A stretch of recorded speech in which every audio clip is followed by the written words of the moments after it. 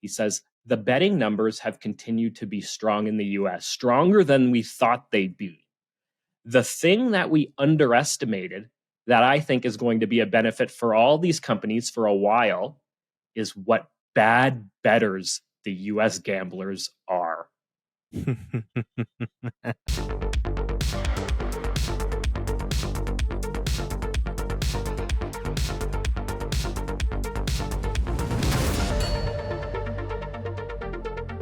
Hello and welcome to another episode of Behind the Lines, the only sports betting podcast purifying the sports betting industry. How do we do that? Well, we talk about the sports betting landscape and give you tips and strategies to navigate it, hopefully making you a better bettor over time.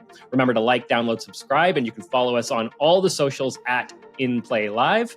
And if you want to see what inplayLIVE is all about on the inside, we've got a promo code for you that is Behind the Lines, all caps. It'll get you the very best pricing. All right, I'm your host, Shane Mercer. That guy over there, Andrew Pace, the founder of inplayLIVE. And we were supposed to have a special guest on the show today. It didn't happen. I'm a little bit disappointed about it. Pace, I know you're a little bit disappointed about it, but I'll give you all a little bit of, we'll peel back the curtain a little bit and I'll sort of shed a little bit of light on what's going on with that. But Pace, first, I just want to ask you, how was your weekend? Oh, great weekend. One of those betting weekends where it's a good reminder of all the things that we preach, because execution is always key. And it wasn't easy. I think we netted Saturday and Sunday. If you followed every one of our bets and got the same odds as called, we netted not 0.3 units, 0.03 units. So if you're disciplined and you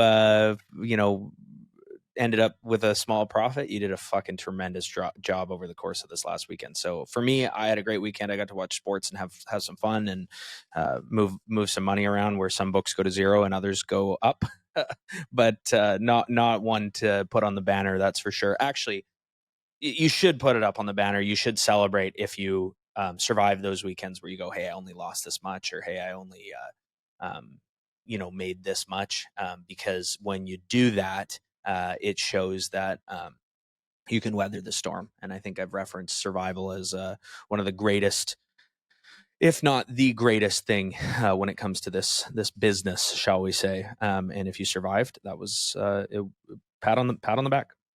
Yeah, it was a challenging weekend to say the least.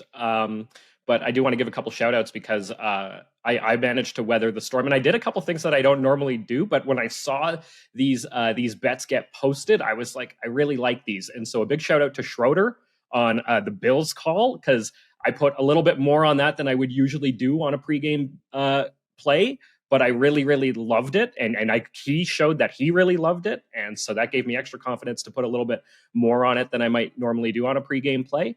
And also on the pregame front, that came through in a big way was Tim and Tim's teaser, which I just absolutely loved. So big shout out to Tim as well. That was another one where, again, I don't normally take a lot of pregame calls, but I saw that teaser. He was calling it for 2 units. I absolutely loved both the plays that were involved in this teaser. Miami -2, KC -2. And I went a little heavier on that one as well than I normally would for a pregame play. And both those came through. They really kind of helped keep me level for the weekend and help me survive. So big shout out to Tim, big shout out to Schroeds. Well, if you reference stress-free betting, I think those 3 games and the sides you were on were pretty stress-free. I think they were. Yeah. Schroeder had also had Kansas City -9.5, which, because of Kadarius Toney, actually got a little bit sweaty. But overall, I think it was the Chiefs had that one in the bag for more or less the better part of the game. Yeah, and for all of you out there who aren't a part of the inplayLIVE community, Tim and Schroeder are a couple of guys who post regular pregame stuff within the inplayLIVE community. We're not huge on pregame, but these are guys who are pretty sharp, and they post some pregame calls, and they've been doing really well. They've been kicking butt this season, and so it was easy for me when I saw those calls that I really liked to kind of go in a little heavier than I normally would, because they just look so good. But they also have a very strong track record between the two of them, so it was pretty easy. And if you guys are looking for those kinds of calls, we do have them at inplayLIVE. While we do focus mainly on live calls, those do exist. And if you're not a part of inplayLIVE Pro, I think you might not get all of those pregame calls necessarily. So if you're just part of members, a reason to maybe come and check out Pro. And if you're not an inplayLIVE at all, well, another reason to come in and see what we're all about on the inside. Okay. that was that was a challenge over the weekend, Pace. And then I was kind of dealing with a separate challenge, which was this podcast and the guest we were supposed to have on our show. And so I'm a little bit disappointed here because last week I had promised all of you, the audience, our listeners, our viewers, that we were going to have a special guest on, and here we are. It's just me and Pace again.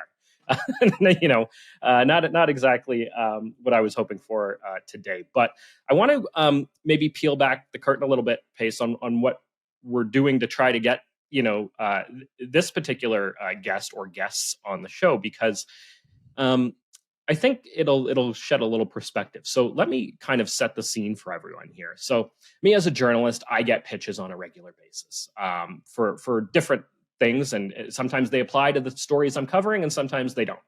And in this case, I received a pitch from a PR professional who I've worked with on a regular basis. He runs his own PR firm. And so Power Play, which is the sports book, we were supposed to have a couple of members of the sports book on our show.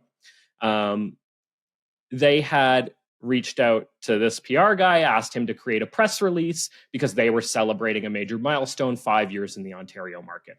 And the press release gets sent out, and they're offering up the CEO, a guy by the name of Dean Sero.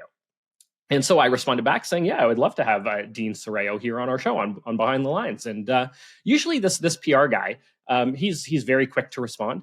Well, it took him a little while to respond. By a while, I mean, it took him like over a week to get back to me, which is really unusual for him. He's usually getting back to me like within minutes and saying, oh, I'm setting it up, I'm working it out, and we work out the details, and it's all booked. So it took a little bit for him to get back to me. So right away I could tell, oh, things aren't moving as quickly as they normally do here. He gets back to me and says, okay, it's not going to be the CEO, but they want to offer up their head of content, and I'm going to connect you directly with them. Okay, great. Wonderful. Okay, we'll talk to the head of content. I'll see what he's all about. Well, immediately after, it took about another week or so before I connected with the head of content. So now here we are about 2 weeks in, and I got this press release on November 23rd. So almost a month ago now from when we were recording. So it took a couple of weeks before I was able to connect with this guy. Then we went back and forth about dates and times a little bit. We had locked in today, and we thought everything was going to be a go for today. And then last week, I found out that, he's only been with the company for about a month, and the company's not sure that they want him to do the interview. And they certainly don't want him to do it alone because they're worried about how he might answer some questions or perhaps not be able to answer questions. And so then they offered up their COO to come on and do the interview as well. And now, the COO isn't quite available. And so, or isn't available today. And so we are looking at rescheduling it for next month. And I hope they'll still come on the show after hearing this, if they are even listening. And I'm not telling the story to make anybody look bad, but I'm sort of laying it all out to say, here they were sending out a press release, seeking media attention, seeking publicity. Back towards the end of November, I offered them up the opportunity to take advantage and here gain some publicity and speak to a whole community of sports bettors out there. And they haven't quite really kind of been able to completely get it together to make that happen. And sort of, I say all of this to kind of make the point that we often look at these sports books, and on the show in particular, we often sort of look at the sports books as kind of these big, faceless corporations that are raking in billions of dollars, and they're huge organizations, and they're preying off of us little fish, who are just average bettors and that kind of thing. And in many ways that is true for the big ones, the DraftKings, the FanDuels, the Bet365s, and the BetMGMs, and maybe the top 10 sports books that are out there. But there are so many others that are significantly smaller, and they're almost like small businesses or, mom and pop shops.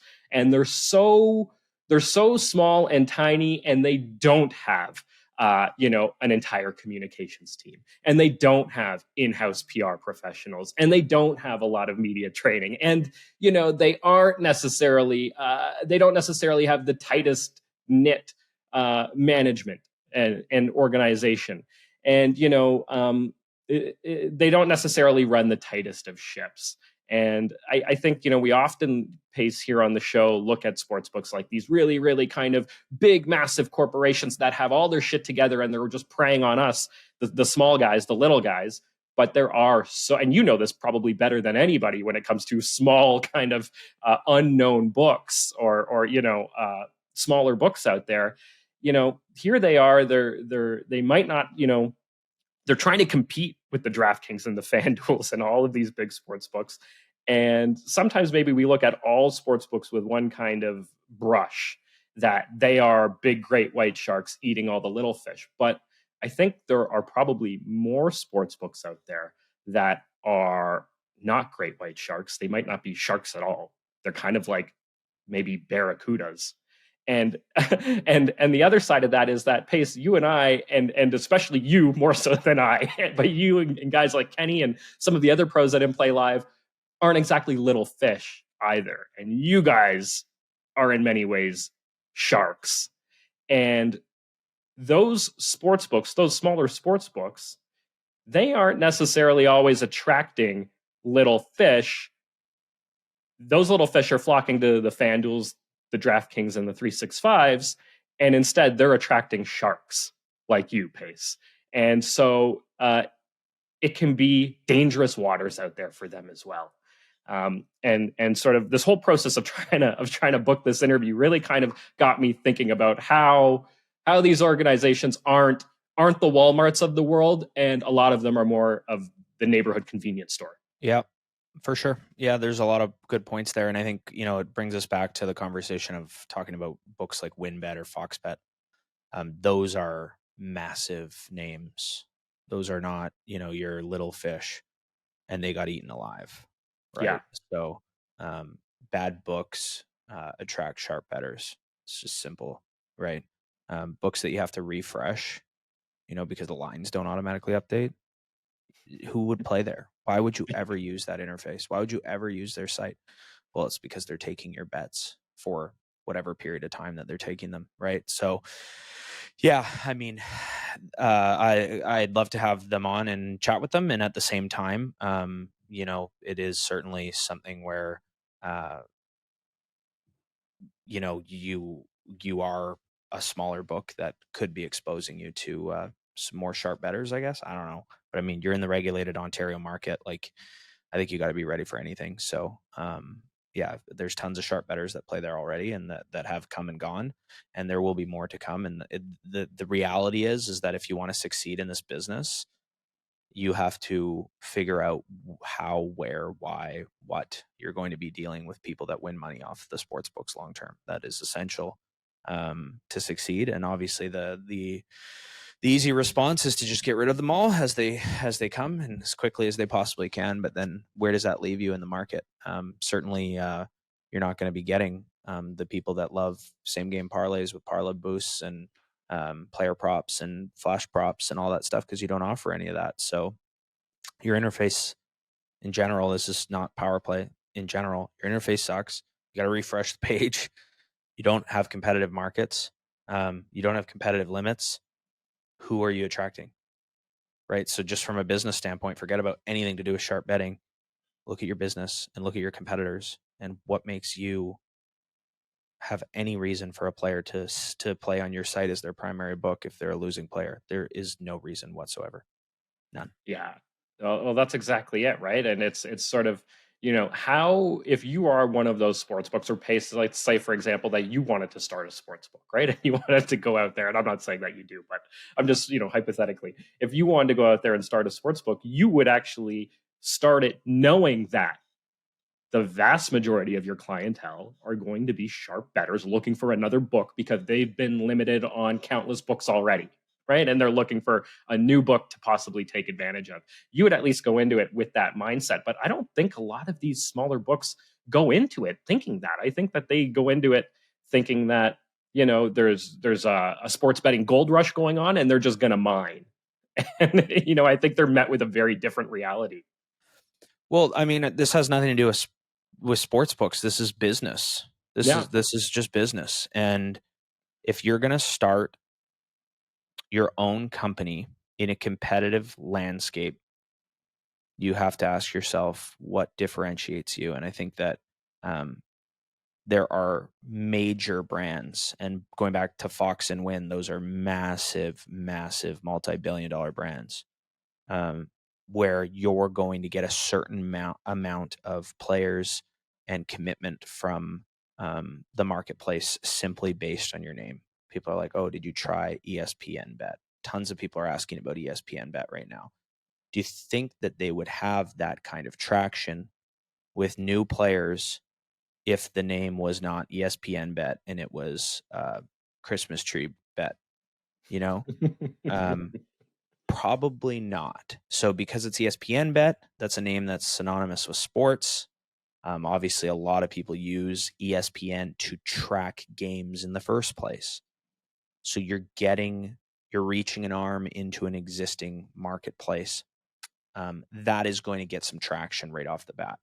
But if you eliminate the name and you just factor in, a let's say multi-million dollar, there's no one in this space that you aren't going to be talking about millions of dollars. So someone that has the ability to spend millions of dollars to enter this space, you have to ask yourself that question of what will differentiate you to the degree that will attract new players, new customers. So forget about the sportsbook. Business needs customers, so that you can make a long-term profit and succeed in any industry. And a lot of these books cannot answer that question in any way, shape, or form. So, oh, we have the best promotions. Okay, do you? Oh, we have this. Oh, a lot of books that say those things, they'll have some crazy rollover, things like that. ESPN came on the scene with this no touchdown score parlay market, and to attract people. I don't know whether that's good or bad. I haven't looked at it. I don't have ESPN Bet. I'm not in an area that offers it, but at least it's something. It's them saying, hey, you know what, we're doing something that no one else is doing. And then, that might attract the customer. So same game parlays are relatively new, right? But you pretty much had to offer them. Once Bet365 started offering those, it was like everyone has to offer these same game parlays. And that became like this really fun thing to do, to build this lottery ticket in one game.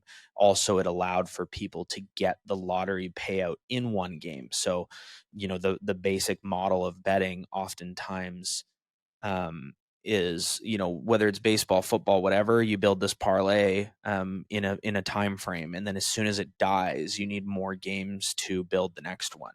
So sometimes that could be the night slate of baseball versus the earlier slate. Once you get to Sunday night football, Monday night football, you oftentimes now lose the ability. There's not a lot of other games going on. Maybe there's one other hoops game being played with Sunday night football. So you lose the ability to build this lottery, and the same game parlay allowed for people to make a lottery out of any one game, right? And that was really exciting for a lot of players, where they go, okay, I don't need to find some crazy odds to parlay this with. I'll just add in Jamar Chase's receiving yards and Joe Mixon's rushing yards, and all of a sudden you build, this crazy bet. So that attracted people. And then that was for the major books. That was an easy button. Oh, let's turn this on, right? Let's talk to our odds provider. Let's make sure that they're offering this as well. It's all the same things that are built in the system. It's just a new look on them. Well, a lot of these, rinky-dink smaller sports books, they can't just turn that button on. They don't exist. So yeah, you're just going to consistently get sharp action coming to your sports book, and maybe people that where you're like, oh, I use this book, and people are like, why? Like, I remember being a recreational bettor, and everyone's using Bet365 as it came onto the scene. And then you'd meet the guy that was using Sports Interaction. Actually, Sports Interaction is quite a good site now if they let you play more than an hour on it. But he's using Sports Interaction at a 30-second timer to get a bet in. And you look at the guy and you're like, why the hell are you using this sports book? Do you know about this one? And that's what everyone says about the other books that they're using, because you would never use that other book as soon as you see you'd be like, do you know you can bet on all these other things on this other book, and it's easy? Like, this is the easiest book to use. It's so simple. Right. So. Yeah. You raised some great questions in there, and those are all questions that we're hoping to put to the team at Power Play, and we hope that they'll still join us, and we'll at least attempt to answer some of those questions. The invitation is still out there, and we are still hoping to have them here on the show. So for all of you out there that were hoping for that interview today, we're sorry it's not happening, but it may still happen. Fingers crossed. We're hoping that it'll happen in the new year. And, on that note, too, we'll just let everybody know that we will be taking a little bit of a hiatus over the holidays. We're heading into it. So this will be our last episode until the new year. But we hope that we'll start the new year with this interview. And that'll be pretty interesting. And it'll be interesting to have them on the show and really kind of have this conversation around, well, how do you plan to operate in a space where most of your bettors are going to be sharp bettors? And it'll be interesting to see how they kind of answer that question. All right. So that sort of is it on that pace. I've got a couple of other things I want to talk to you about.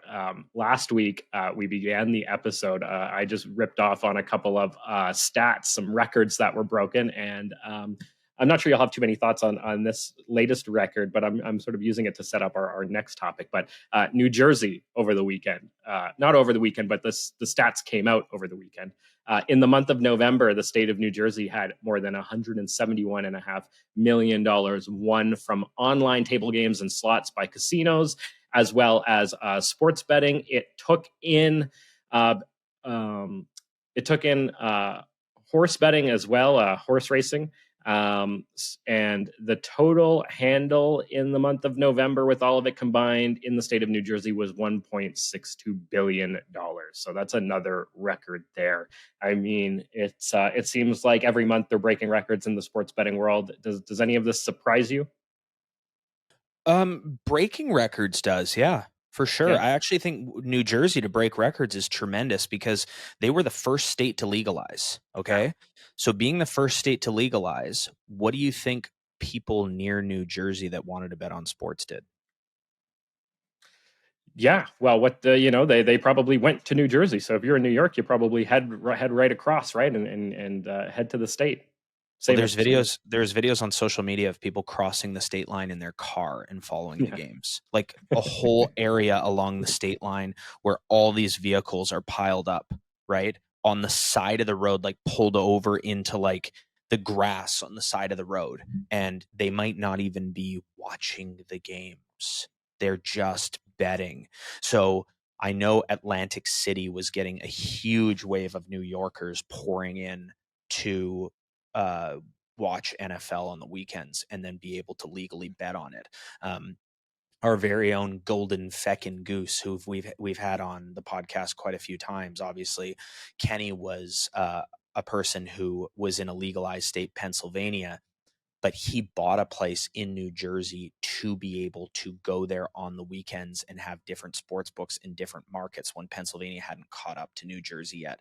Not only that, his group, we'll call them the Jersey Mafia, they regularly frequent New Jersey for sports betting purposes, even though they're in a legalized state. Some of that can be, recreational purposes where, yeah, you can pop down to a casino if you do want to play some table games. Some of that can be for, going out to some of those restaurants in Atlantic City, having some drinks, whatever the case may be. But overall, there certainly is, that tendency for that tendency to happen. Now, you rewind the tape, you think about Las Vegas, that's where you had to go to bet on sports. You go place the bet in the window, and that's where people kind of live to bet on sports, cash and getting the slip and all that kind of stuff before betting was legalized. So the fact that New York has legalized and all the states around, a lot of the New England states have legalized. I know we were touching on like Maine or something last week. Yeah. The fact that they've broken records, that is surprising because they're not getting the same amount of travel into the state because of the fact that people can do it in their own state now. That's crazy. I am genuinely surprised that that's the case. You could argue that's a bad thing. People are gambling and they're losing money. That's a bad thing. But I think it's a good thing from the standpoint of you want this industry to be able to have sustainable long-term success, which implies sustainable long-term growth in order for people to become winning long-term sports investors. So if I look at it from the lens of inplayLIVE, I go, hey, this industry, I don't want to fall apart. I want it to be here. I want it to be something that I can rely on for income for years to come. And I think a lot of people at inplayLIVE would, um, you know, agree with that sentiment, right? So, yeah, I think it's good that there's new records in New Jersey. I know one of the guys that's been on the podcast with us, the great Gosu Thune. He's based out of Tennessee, and I think sometimes some of the things he bets on, he might be the only person in that state betting on them.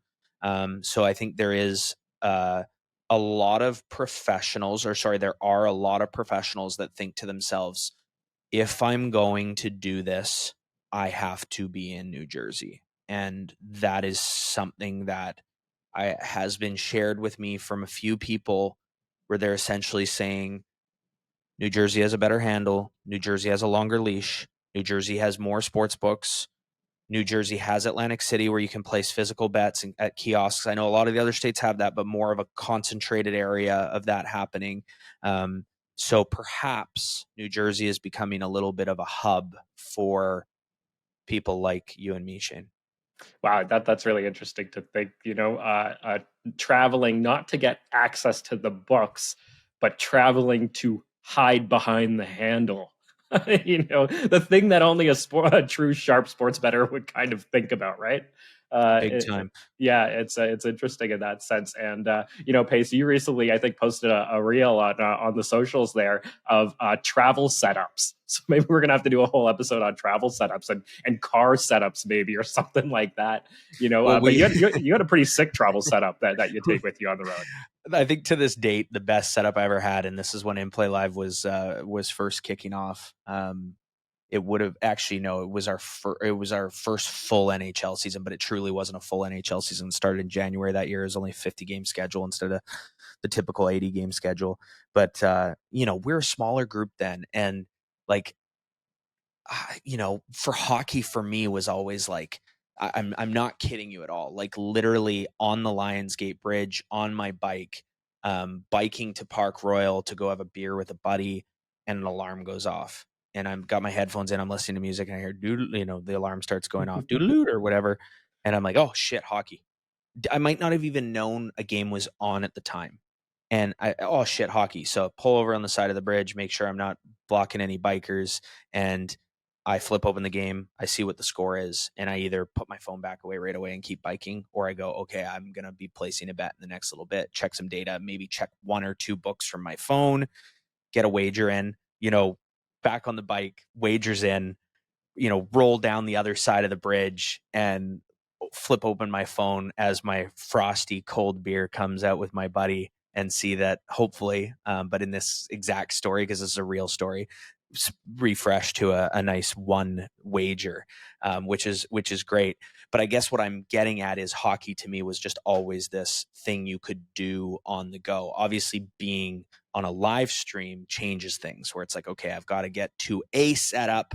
I got to be able to call these wagers to the group, and hopefully provide some profit to them. I was like, we're going golfing. It was NHL playoffs, and I'm like, we're going golfing here. And I was like, gosh, I'm gonna have to live stream for this game. And I was like, there's a chance I'm done. We'll play fast and we'll see how it goes. And then sure enough, I was like, I better just bring my stuff, just in case. So I was lying down on the tee deck with 3 laptops around me on the 17th hole. And I was like, the rest of the group's like, we got to get going here. So teed off. People watched me probably shank one, 100 yards into the other fairway, and then back down, called the wagers, carried the laptops onto the golf cart. I had them moving with me for the final hole.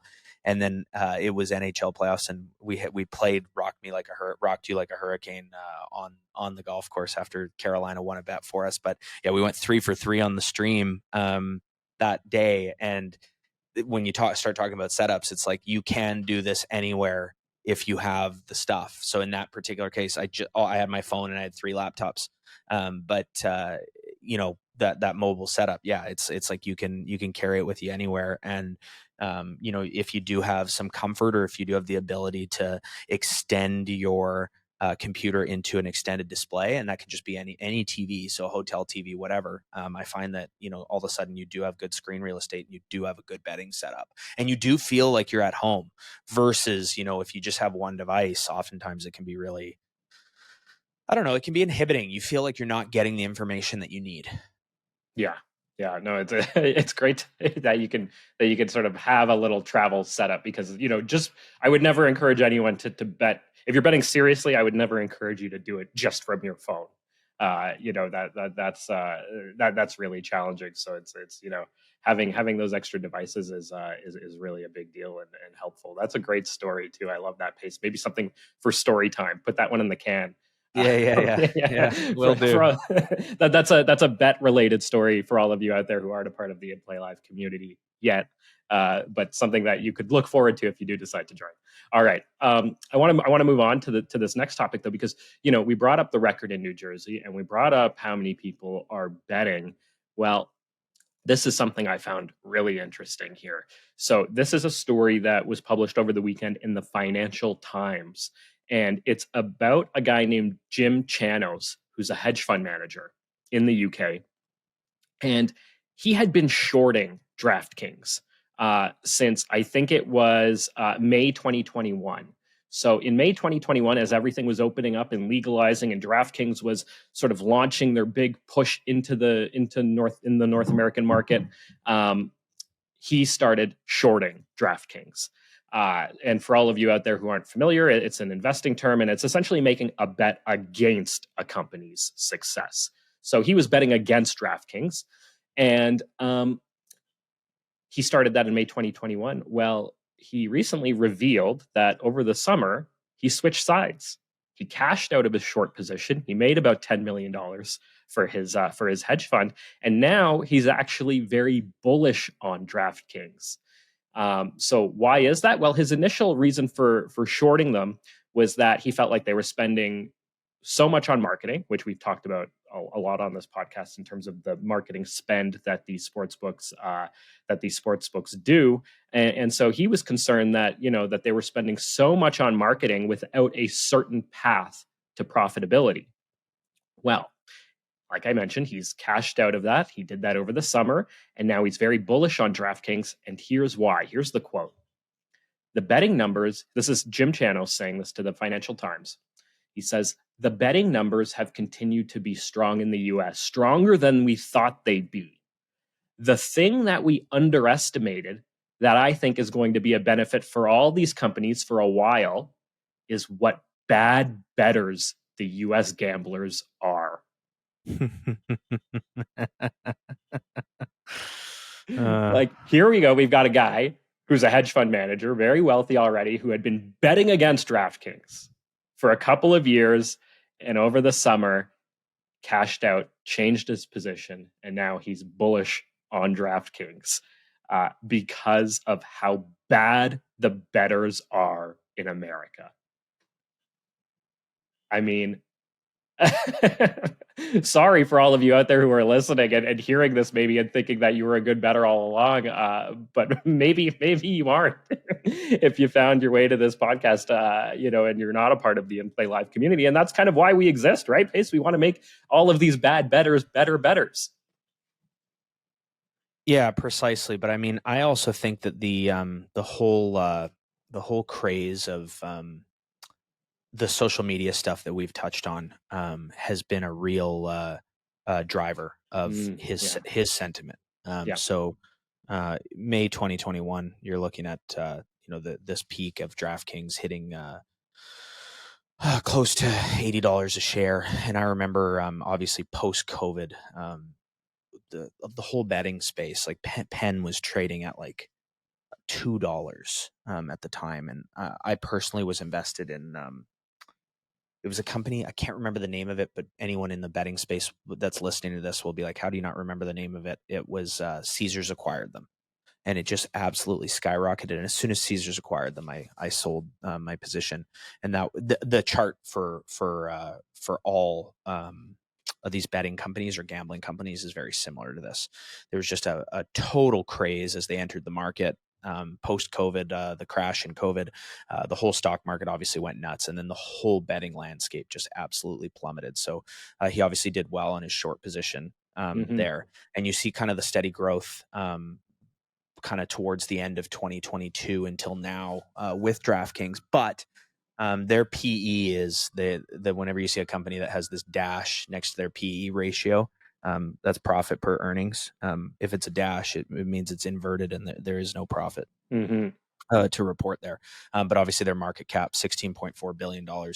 So the fact that he's bullish on DraftKings is interesting. But I guess what I'm getting at here is, regardless of what the stock price is doing, them as a business, they still have a lot to figure out to be profitable long term, and they still are doing a lot of these promotions and different things that are a little bit nuts, where you go, holy smokes, like they've got some really good programs to incentivize players. That obviously is costing them money, and they were trying to acquire the whole market, which is just not going to be possible in the betting landscape. But there are a lot of fucking dumb bettors out there. Like, it is just 100% true. And you see some people come into our group at inplayLIVE where you just right away go, this is just not for you. You've come in here with a gambler's mentality. You think that you know the outcome of games before they've happened. You'll justify your success based on hitting a parla. When we're out there doing what we're doing, you're not necessarily following us. And then you tell us that you're just cheering in your last leg. It's like, why are you paying me money to come in here and be an idiot and not listen to me? And it happens. And the thing is it happens at inplayLIVE so infrequently compared to the rest of the market, because we attract people that take this seriously, as a general statement, right? So we see it far less infrequently. And when you leave the parameters of inplayLIVE, you jump into the score chat, you jump into some of these Discord servers of these social media betting platforms where they're trying to sell you picks, where there's a free section in the Discord. It's disgusting. It is downright disgusting, the way people behave, the way they act. People thinking that Vegas calls in to the refs to make a call that goes against them. It is relentless. It's ongoing. They think it's happening to them. It's just awful. So this guy's right. There are a lot of really stupid sports bettors that are out there. And the thing is that no matter how bad of a sports bettor you are, chances are you've hit a bet before. So you get gratification and you get rewarded from time to time for stringing together, your locks for the week and hitting it, and then thinking that you made the right decision. And it's rampant, and the sports books are promoting it relentlessly. They're promoting it over and over. They're sharing the parlays, they're encouraging the parlays. They're doing all these negative expected value promotions and things to loop you in long term. So I get it. But also at the same time, like I just said, it's a part of the ecosystem. You need these poor, uneducated sports bettors to present value for the sharp bettors. It's why we exist. We don't exist without them. It is a total symbiotic relationship that has to continue.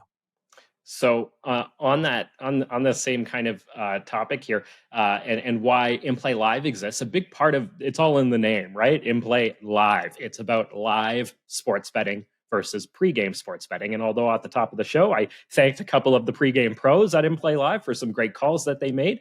We do make a few pregame calls at inplayLIVE, but the vast majority of wagers placed and the strategies that you learn about from after joining inplayLIVE and through inplayLIVE are all focused on live sports betting. And so I'm reminding all of our audience about this space because I want to take you to Jim Chanos's next comments here, which I thought were really interesting. And I think we've seen examples of this. So he basically says that during the 2022-2023, so the last previous NFL season, not the one we're currently in, but last season, he realized that gamblers were rapidly switching from pregame wagers to in-play wagers. And here's what he said. He said, such wagers have really bad odds bets for gamblers. So it's become a better business than we thought it would be. And we saw that during last year's football season. And that's why we've covered our short. So he's essentially saying that that the shift from pregame to betting live during the game is actually something that the sports books are really profiting off of, which I thought was interesting. So here's some of the stats too. In-game bets typically command a margin of about 8%. And the proposition and accumulator bets, so these are in-game parlay bets, those margins are well over 10%. And so I thought that was interesting because even though all of the strategies at inplayLIVE, which are extremely effective, are focused on live betting, Pace, I think you'd probably be the first to say that you do see some live odds, some live markets that offer terrible odds during the game. Yeah.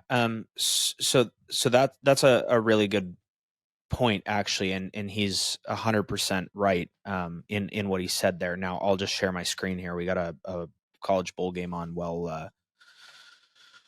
we're recording this, which is a really good example. So I'm just going to go to the sports menu of Bet365 here. I'm going to go to an NFL game.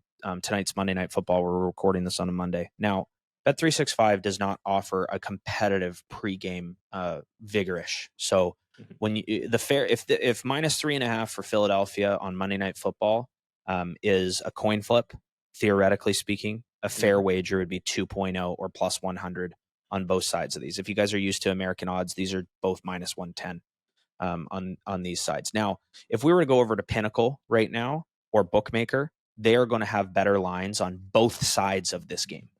They're going to have less vigorish, less cut that the house will be taking. But we see this 1.9 on both sides. Let's go over to this bowl game here. Now, look at these lines: 1.86, 1.86, 1. Oh, this one just switched to minus 110 and minus 120, 1.9, and you're seeing it because it's live. You're seeing it's live. These odds shift. Yeah.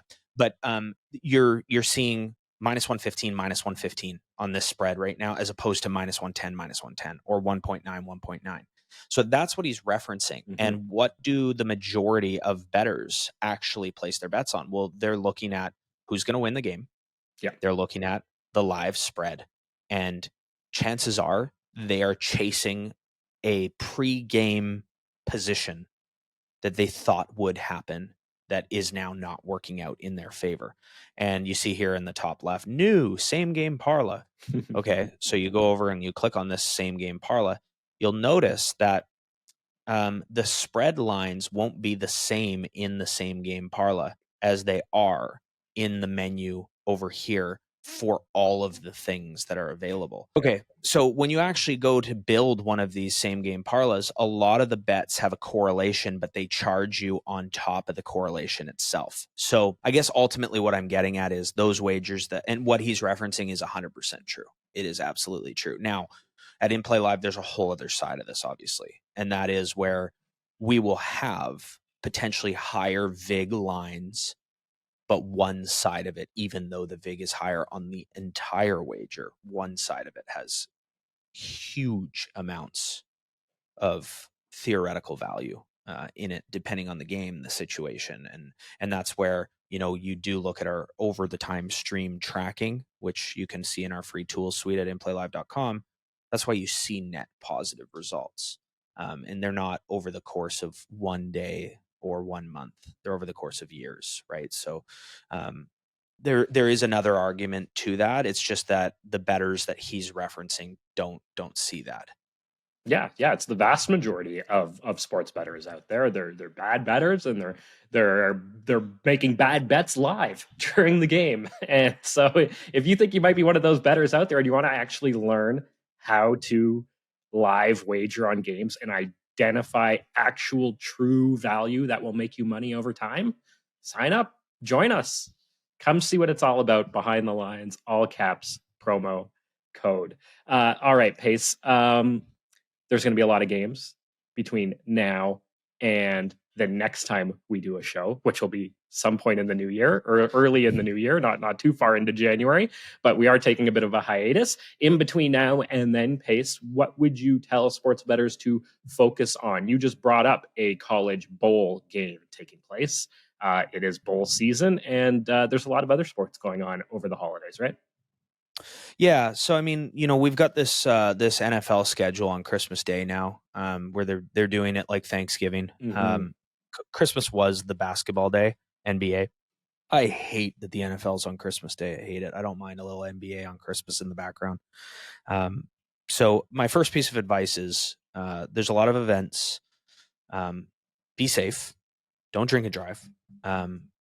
Disconnect from betting for the times that you're with family and friends. That's really important. What you are going to be betting on throughout the holidays, make sure it is something that you can focus on and not, be between the family and all that kind of stuff. And sometimes, you know what that means? It means you schedule.